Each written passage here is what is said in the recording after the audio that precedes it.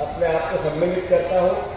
उसके बाद जितने वक्ताओं ने नाम लिए, जिनके नाम छूट गए, उनके चरणों में सर रखकर आप सबको प्रणाम करते हुए माफी मांगता हूँ। बहुत देर हो गई है। साथियों, जैसा कि सुंदरलाल जी तिवारी साहब, स्वर्गीय सुंदरलाल जी तिवारी साहब का खूब आशीर्वाद, इसमें प्यार मोहब्बत और शिक्षा मुझे भी मिली है। जब वो विधानसभा में 5 साल थे तो मेरी और उनकी सीट एक थी। तो जो भी बात, जो भी भावना, जो भी अपने विचार, जो भी एक जनता की लड़ाई कैसे लड़ी जाती है, मेरे पास से ही मैं देखता रहता था, सुनता रहता था, समझता रहता था। तो जितना इसमें उन्होंने पिछले 5 साल में, जब मैं विधायक था, मिला, एक बेटे जैसा मिला, एक छोटे भाई जैसा मिला। और सिद्धार्थ का जहां तक सवाल है, उससे भी मेरा रिश्ता वही बनवा के गए थे। मुझे याद है जब दिल्ली में हम परिवार के लोग, जब 2-2 बार ऐसी घटनाएं घटी और वो हॉस्पिटल में रहे, उससे पहले स्वर्गीय श्रीनिवास जी तिवारी रहे, तब भी सिद्धार्थ को मुझे उन्होंने जो बात कही थी, सिद्धार्थ को याद है नहीं है, मुझे तो याद होगा। तो मैं एक परिवार के हिस्से के रूप में यहाँ आपके बीच में उपस्थित हूँ। साथियों, जैसा कि देश में एक अलग तरह का वातावरण चल रहा है, जिसमें लोकतंत्र पर प्रहार है, संविधान पर प्रहार है, और राहुल गांधी जी को, आदरणीय दिग्विजय सिंह जी को और कांग्रेस पार्टी को एक भारत जोड़ो यात्रा निकालने की आवश्यकता पड़ी। उसका उद्देश्य मात्र एक था कि देश में जो नफरत और घृणा, इंसान में भेद होने की प्रक्रिया चल रही है, वो भारतवर्ष की प्राचीन सभ्यता और परंपरा नहीं। भारतवर्ष की प्राचीन सभ्यता और परंपरा न्याय की है, अधिकार देने की है, त्याग की है, बलिदान की है। भारतवर्ष की प्राचीन परंपरा मानवीय अवधारणाओं की रक्षा करने की है, गरीब की, सबसे पीछे, सबसे नीचे बैठे हुए व्यक्ति का सबसे पहले ध्यान रखे, इसकी है। साथियों, जब भगवान राम वन में राजा दशरथ के आदेश पे गए थे, तो उनको जब वन में सबसे पहले कौन मिला, तो उनको केवट मिले, उनको सबरी मिली, आदिवासी मिले, किसान मिले, वनवासी मिले, वानर मिले। उस समय भी राजा थे भगवान राम। कई राजा आसपास के राज्यों के बड़े बड़े सिकंदर थे, वो भी उस वन में जब भगवान राम तपस्या करने के लिए गए तो उनको मिल सकते थे, साथ दे सकते थे, रावण से लड़ने में सहयोग कर सकते थे। वो रावण जिसको न मरने का, अमर होने का वरदान भगवान शिव ने दिया था, जिसकी सोने की लंका जितना ताकतवर उस जमाने का, उससे लड़ने के लिए कोई राजा नहीं आया। वानर आए, गरीब आए, किसान आए, और उस अहंकार का भी अंत हुआ जो हम रामायण में पढ़ते हैं।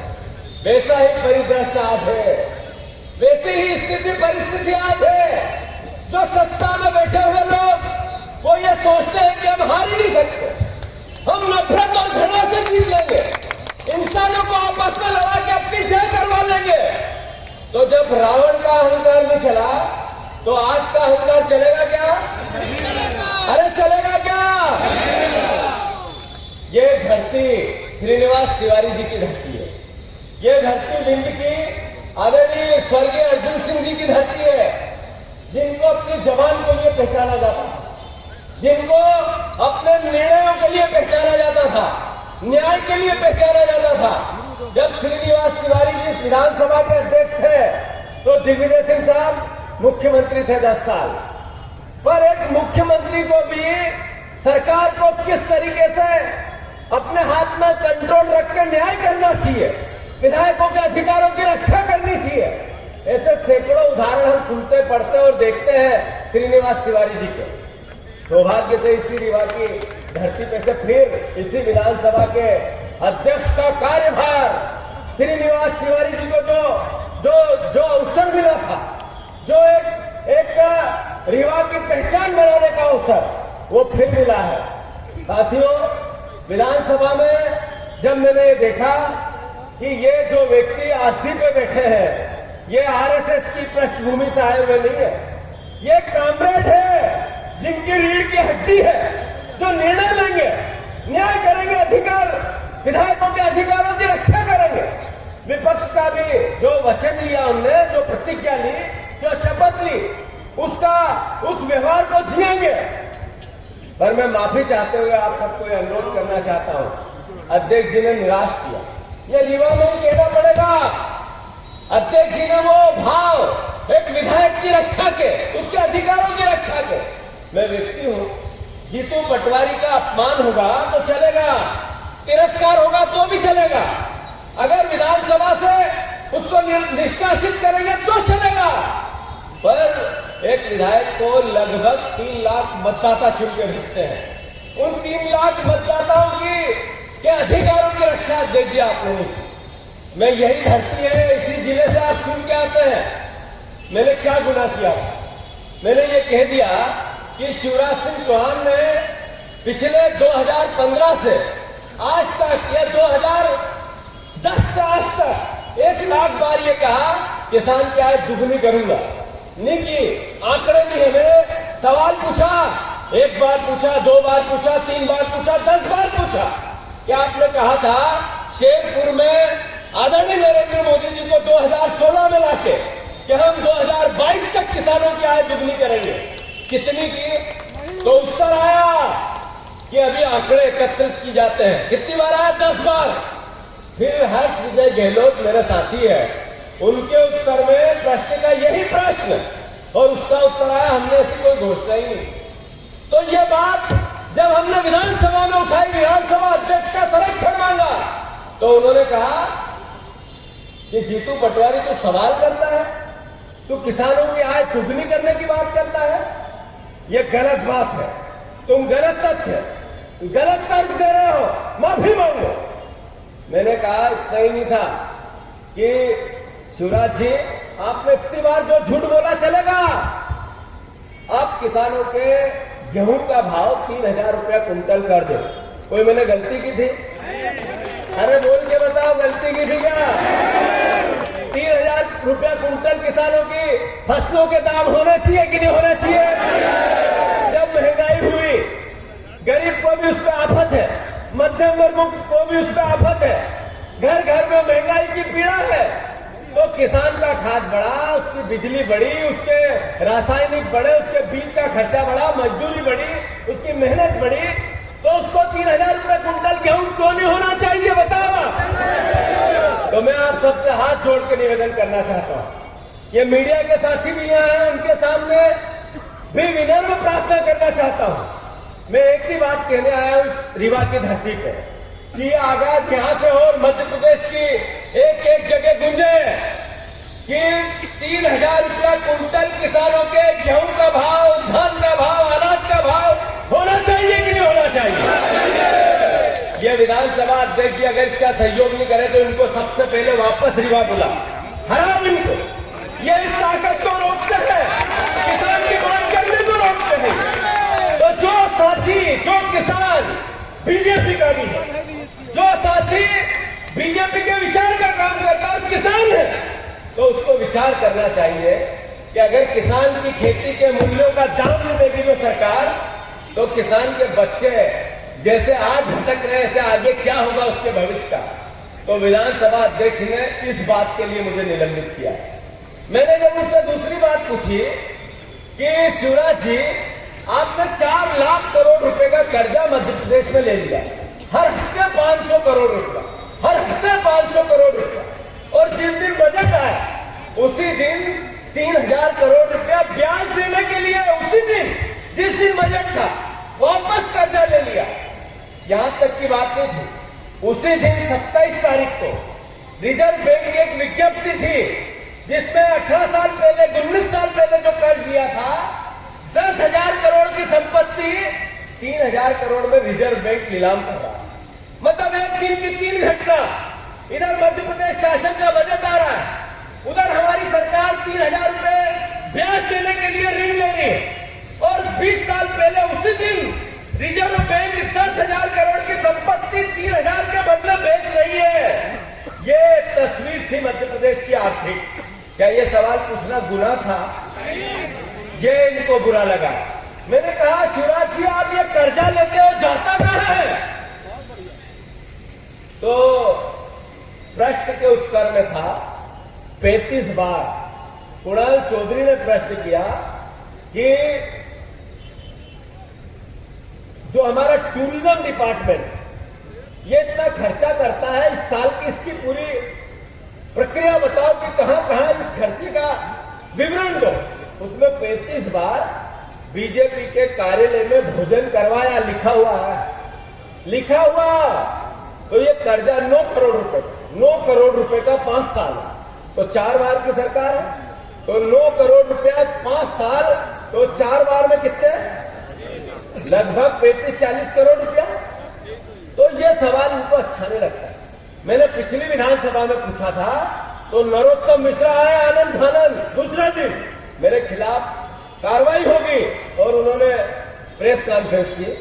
वीडी शर्मा इनके अध्यक्ष, उन्होंने मेरे को एफआईआर कराएंगे ऐसे बयान दिए। शिवराज जी ने कहा क्या भैया, जीतू भैया आप तो अंधेरे में लट चलाते हो, न तो मैं पूरी जिम्मेवारी से कहता हूं, न तो बीजेपी कार्यालय में कभी सरकारी पैसे का खाना खिलाया, न खिलाएंगे, और ऐसे झूठ बोल के गुमराह मत करो मेरे भाई। मैंने कहा हो सकता है मेरे से गलती हो गई यार, इतने 3 जिम्मेवार लोग कह रहे हैं, हो सकता है मेरी भी चूक हो, सुधार होना चाहिए सार्वजनिक जीवन में। तो मैंने फिर एक उसी विभाग से 4 बार पूछ लिया हर 15 दिन की दूरी पर कि भाई साहब वो बीजेपी के नेताओं को आपने जो बिल अवेलेबल कराया है मुझे भी करा दो। तो उन्होंने नहीं करा लिखित में। फिर मैंने विधानसभा में वही प्रश्न पूछा, तो उन्होंने कहा अस्वीकृत जानकारी नहीं दी जाएगी। क्या समझे? या तो मैं झूठ की वो झूठ, कौन झूठ? नेचुरल था, स्वाभाविक था।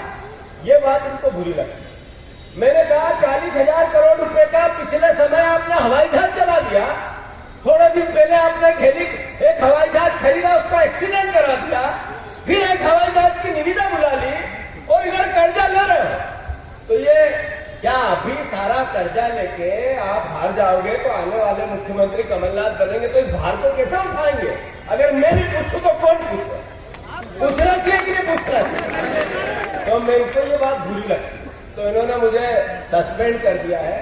एक विधायक के लिए, एक संसदीय अच्छा कार्य व्यवहार एक जनप्रतिनिधि के लिए काला होता है जब उसको निलंबित कर दिया जाता है।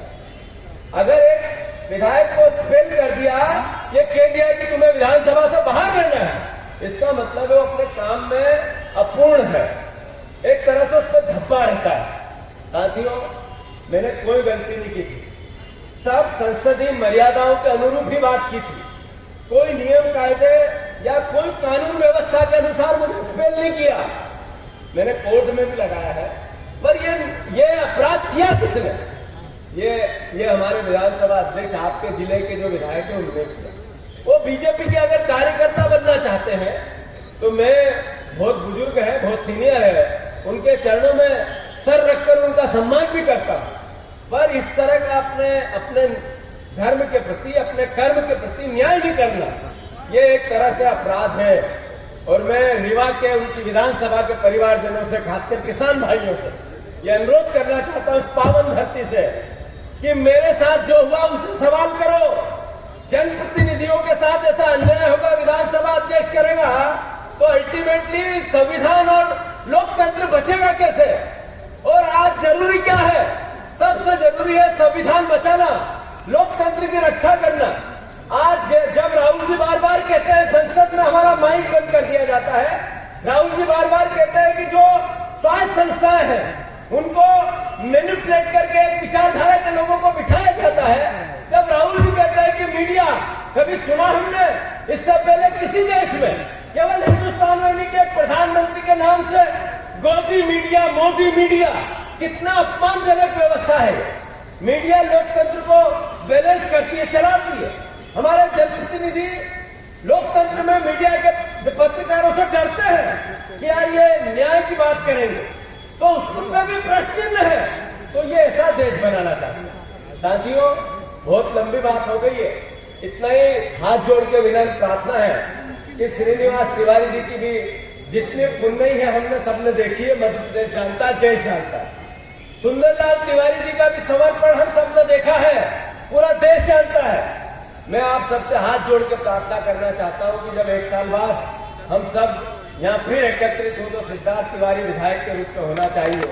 आप सबसे अनुरोध है, हाथ जोड़ के प्रार्थना है कि हम सब मिलकर तिवारी जी के, सुंदरलाल जी के, पूरे तिवारी परिवार के रीवा के साथ किए हुए उनके पुण्य का इस बार सब उनको प्रतिसाद देंगे। आप सब तैयार हो? अरे हाथ उठा के ढंग से बताओ, तैयार है? सरदार जी आप पेड़ छू के सबको आशीर्वाद दो। आपको एक बार फिर मैं राजा वीरेंद्र सिंह जी के चरणों में नमन करता हूं। और मैंने जैसा कहा, मैं उनका बेटा हूं। या आप लोगों ने इसको कितना स्मूथली से ध्यान दिया नहीं दिया, पर मैं थोड़ा विस्तार में कह देता हूं। मैं असल में जो जयवर्धन सिंह जी बहुत योग्य और परिवार के मेरे भाई हैं, वो इनकी संपत्ति के वारिस है, इनकी राजनीतिक विरासत के भी वारिस है। मैं इनके संस्कार का, इनके आचार का, विचार का, परिवार का, इनके चरणों की धूल का वारिस हूं, बेटा हूं इनका। धन्यवाद।